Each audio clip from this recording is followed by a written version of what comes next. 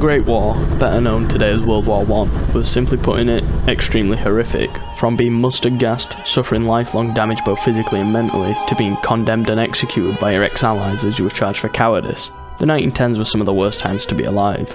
As time went on, through the Second World War, the Vietnam and the Korean War, weapons would be developed by us that allow us to destroy the world.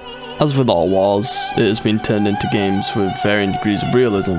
Today, I want to talk about Battlefield 1, which of course isn't the most realistic in terms of gameplay, but it has something that I don't think many other 20th century war games possess, that being the atmosphere and feeling. Battlefield 1 is, by a long stretch, one of the most atmospheric games I've ever played, a masterclass in graphics, sound and world design. But why? Why is this slightly non-realistic Great War game's atmosphere so powerful, you may ask? Well, that is the aim of this video, to understand what makes Battlefield 1 so harrowing. The visuals of Battlefield 1 brought the Great War to life on our screens. Every frame a painting, DICE really dialed it in with the liner brush this entry. Graphically, Battlefield 1 hasn't aged a day, still looking as good as, if not better than games released now. This is in part due to EA's in-house engine, Frostbite. Good graphics don't just immediately give off a sense of atmosphere though, it needs to mesh in with the rest of the game's components, like sound and art direction. Let's take these Minecraft realistic texture packs for example. How would lifelike graphics enhance a game where everything is cubes? It just wouldn't. The graphics need to complement the game's entire scope, and in a game where the aim is to show the vast landscapes, the cracks in the buildings, and explosions at such a high fidelity, then I think DICE did pretty well in this regard. The textures in Battlefield 1, whilst arguably slightly less impressive than that of 5, look phenomenal, only dithering in quality when you get up close to them. Even when you do, it's still passable. Saying that, the textures don't complete the visuals of the game. Imagine texture quality as a sub-component of graphics. To complete the visuals and really make the game stand out as an atmospheric masterpiece, attention needs to be paid to the lighting, colour grading, and the dynamics of the worlds themselves. Getting correct lighting in a game is very difficult, extremely difficult even. You want it to look good, but not at the expense of hindering the experience. Factors such as bloom and shadows for example, well in theory are what you want if you're aiming for realistic lighting, can ruin the experience for players if they're too strong. Finding that balance is easier said than done.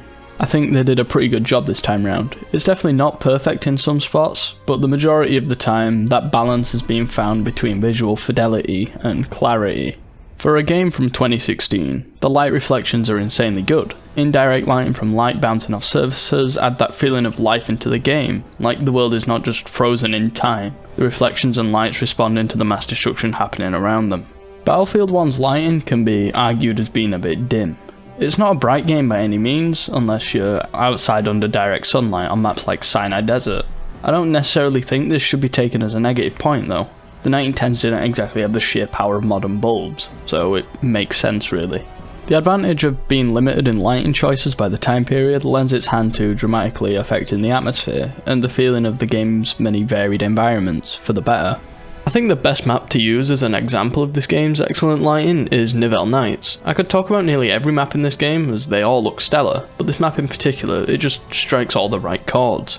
The map, named after General Robert Nivelle, takes place at night in the muddied trenches of the Western Front, the fields gutted of all life with shovels to make networks of intertwined tunnels. This was the first map in the game to take place at night, the first map to truly show off how beautiful yet horrifying the game can be.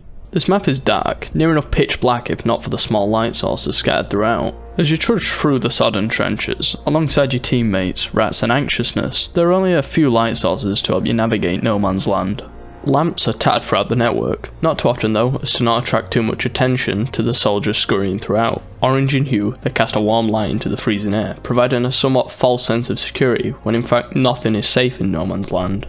On a landscape that once belonged to civilization and nature, now lies a barren hellscape. Corpses of soldiers and horses lie soulless in the mud to live on through words etched into a memorial stone. The darkest days are yet to come though. It's dark and hell is hot. Yet hell doesn't hold a candle nor bear any resemblance to that of 1910s France. It's so much worse. Worse than we could have ever imagined. Similarly, both were known for being set ablaze. The map of Nivelle Nights is no different.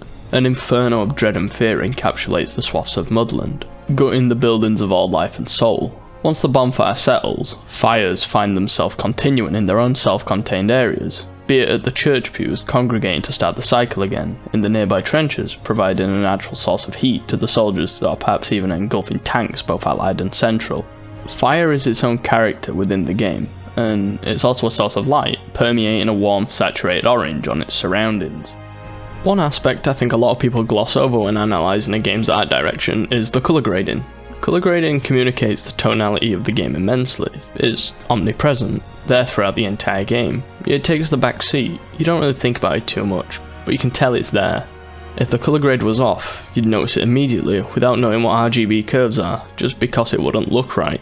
Let's paint the scene. Here we have Battlefield 2042. This is a game about future warfare, which in theory sounds extremely terrifying. Contradicting that terrifying setting, this game bursts with colour, full of life and happiness. It's like you've gone to play indoor paintball. My point is, to make the game setting believable and immersive, the colour grade needs to be on point. To have a game set in the Great War that is also gritty, the colour grade must reflect that. Luckily, DICE knew this going into it, and were treated to one of the best examples of colour grading in games ever. It's not like the colours are extremely hyper-realistic either. They're quite stylised and rich in colour in some parts, not entirely drab and dull like Verdun. That's not a bad thing either. They both manage to convey the tones they're both set out to do very well. Battlefield 1's colour grade still has that slight blue tint from the previous games, albeit toned back a bit as to not be too excessive. Like many World War I games, this game maintains a strong use of dark greys, save for a few landscapes like deserts, mountains and the winter maps. Darker colours transmit the feeling of sadness and brutality much better than bright and vibrant colours. The game is primarily built on three colours. Browns, greens and greys dominate the colour palette. These colours can be described as earthy and don't give off the feeling of sheen and polish that new technology in war has. It parallels its era's time. It's dirty, gritty, but also quite natural. You see through the lens unfiltered. The colours also remind me like that of a classic war film. Think of Saving Private Ryan for example. Different war, but you get my point. The colours emulate that raw and gritty feeling seen in both mediums. Unlike that film though, Battlefield 1 doesn't have that bleach bypass look to it, so it doesn't look as silvery. Makes sense from a game design standpoint. If it did, then seeing the other team would be rather difficult. Not all is dull in Battlefield 1. Contrasting the dreary tones, the game harnesses exceedingly rich colours in the details and accents.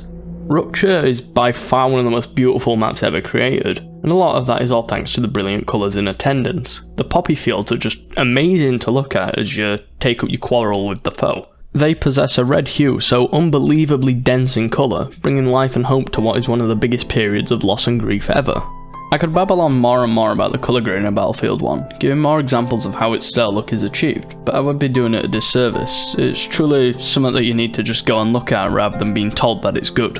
As mentioned previously, DICE used their proprietary engine Frostbite to develop Battlefield 1, harnessing its power and feature set to create some of the most interactive and destructible environments in the FPS space. Frostbite is Battlefield, the soul of it. Without it, it would just be standard FPS shooter number 14.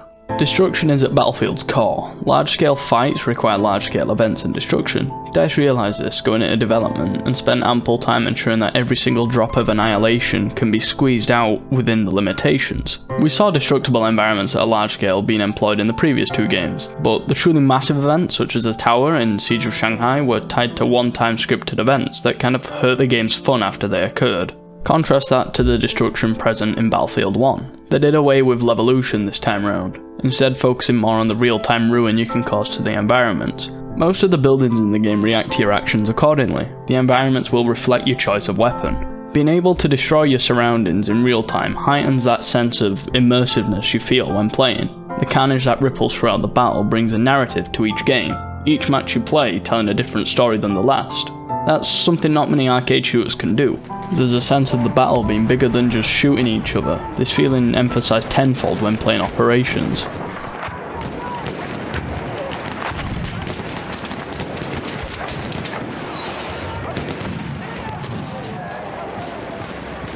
Typically, in video games, people tend to only focus on the visual, how detailed the graphics are, what they can see on the screen, less so the sound design of a game. In my opinion, sound design is arguably more important than the graphics. Exemplary sound design elevates a game's atmosphere to new heights. It's a subtle yet potent aspect of a game. You'll notice good sound when it's there. Bad sound design completely takes you out of the experience, in nearly all forms of media. You can have a game with not so great graphics with good sound, but you can't have a game with good graphics and terrible sound. Some games can do both, Battlefield 1 being a prime example of this. DICE pulled off a masterclass in sound design here. I like to think that sound can be broken down into a few avenues. The primary sounds, such as gunshots and planes, the stuff you directly interact with, ambient sounds such as birds chirping, the wind, rustling greenery, stuff like that sets the scene and brings it to life, and finally the soundtrack, which can interact dynamically with the gameplay, emphasizing the tone of the current situation, potentially being used to drive suspense. This being their first game exclusively on next-gen consoles, their ability to let loose unpacking detailed gunshot noises into the game was finally allowed, and you can tell, each gun having their own distinct kick and punchiness to them. To record the audio, they employed the use of actually recording real gun noises with a rig of arranged microphones. As technical constraints were relieved to a degree, DICE were able to record the guns in different environments at varying distances to really nail in that realism factor. Guns would sound different depending on where they were being fired, be it inside of a ballroom, a forest or a desert, at 10 meters or 100. The gunshots themselves were dynamic, they had their own unique character within the game.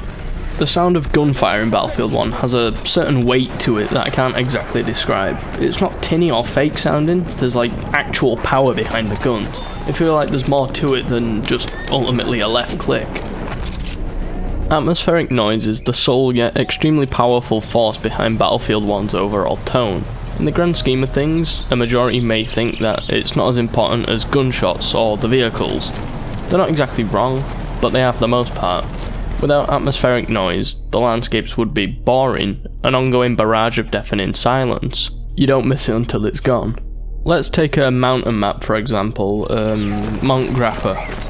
Walking through that map, what should you hear if we take out the man-made noises? Gusts of wind, but how strong? Does the wind need to whistle as it makes its way through the trenches and bunkers? Is the ground colder than other maps, causing a crunching sound? These are all factors that the sound team need to take into consideration when designing the soundscapes. Battlefield 1 also had shifting weather, so the team had to engineer the sound to seamlessly transition from one phase to another. They couldn't have the audio just changing, as it would rip you right out of the immersion. In order to record the ambient noises, the sound team used real recordings instead of Foleying them. The reason behind that being, and I quote, "The source material we record or use always needs to have a natural life and energy, so recording it for real was the only way that goal was achievable." The lead sound designer for Battlefield 1, Marie Sastamoinen-Minto, apologies for the name butchering, recalls sampling the audio from recordings she had from her holidays in France and the deserts in the UAE. My favourite example of audio ingenuity is definitely the rain recordings, which were achieved by placing a lav mic under the hood of a coat. It's so simple, but it works. So much better than engineering a method to simulate rain, because it's the real thing. The audio levels in Battlefield 1 are dynamic, side-chaining into each other so that quieter noises duck when louder noises occur, such as when the sound of footsteps dampen to give more breathing space for the plane screaming over you.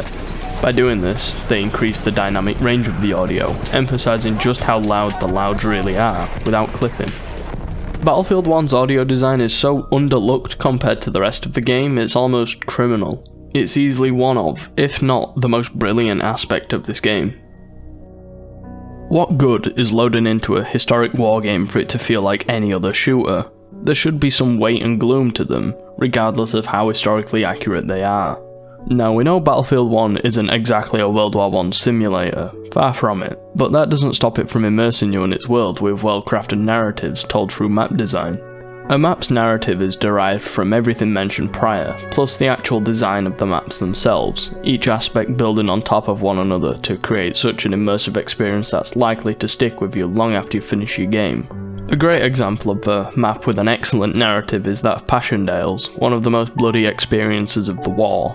Set in the war-torn countryside of Belgium, Passchendaele sees you fighting through ruins, craters and dugouts as the Germans or the British. Due to the landscape being a wasteland, vehicles are not a viable option, a single tank supplied to aid you in battle. Deployed on the battlefield, you look along the horizon, blazes of fire ravaging the forest. You turn the other cheek, expecting to see a brighter scene. You would be mistaken. Instead you see a thick green fog of mustard gas sailing over Belgian land, poisoning the ground and water, killing off whatever little life remained. and that's just the visuals. The bombardment of artillery, the roar of a single tank, the constant pattering of gunfire, rain. The sounds are just as terrifying as the visuals. The gameplay loop consists of you moving through trenches and trudging through the mud from cover to cover, whether that be the trees or the rubble of tarnished buildings. You don't have the backup of a fleet of 30-ton metal death machines to rely on, just you and your allies. You won't live very long here. Walk just 20 meters forward, you risk being shot, gassed, or having a shovel driven into the side of your neck. Not the nicest way to go out. Passchendaele is an expertly crafted map that communicates just how bad they really had it. A true highlight of the game, which is saying something considering the competition. This map, like many others in the game, leaves you feeling nothing but a sense of lingering dread, like something, it just always will get worse. Battlefield 1 is easily one of the most atmospheric FPS games of all time, maybe even just in games overall. Aesthetically, it's just beautiful, it holds up remarkably well. The art direction excelling the likes of many modern titles, even though it released just over 7 years ago. In the arcade shooter space, Battlefield 1 is leaps and bounds ahead of the competition. I'm afraid nothing since then has been as good, both in gameplay or atmosphere. Battlefield 1 is truly a brilliant game.